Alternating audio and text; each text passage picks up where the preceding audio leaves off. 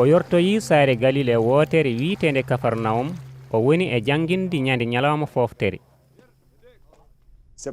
Jangingol makko haawi yimɓe ɓe sabu o haaldatno ko baawɗe.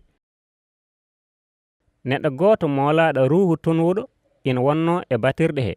O fetti wulaango mawngo o wii, an Yeesu mo Nasareta holana hol milen mbele garda ko firtude min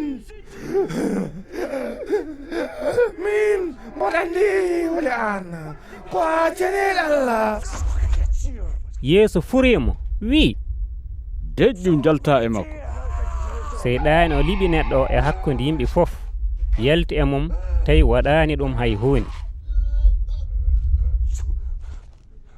kamɓe fof kaawiso jaggiɓe ɓe ngoni e namnodirde eɓe mbiya, holi ko ngol konngol firti.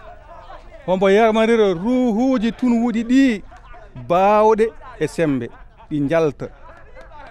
dowlo makko woni e yaajde bang yo bang e saraaji he. nde o yalti batirde nde o fayi galle Simon. Esum Simon debbo ina wonduno e pawngal musngal ɓe ñaaguima yo o walluɓe heen. kanko Yeesu o turi e makko o furi pawngal ngal ngal woppimo. debbo ummi woni e sarwude ɗon e ɗon.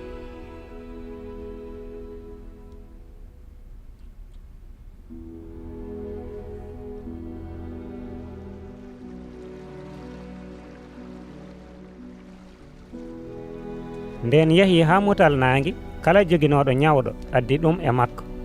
ñawɓe kala fanno gadda o fawi juuɗe makko e gooto e mumen fof o sellini ɗum.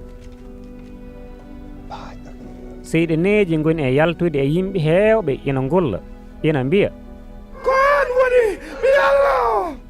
o wona e furadeɗe omo haɗaɗe haalde sabu eɗe ganduno ko kanko woni almasihu o.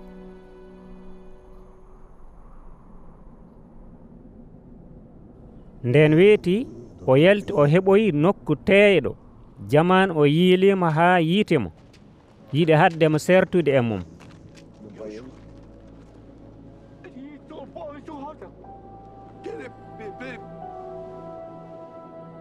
kono o wi yimɓeɓe, alay sago kadi mi habrata he goɗɗe ɗe kabaru moƴƴo paatuɗo e laamu Allah o, gati ko sababude ɗum nelirami.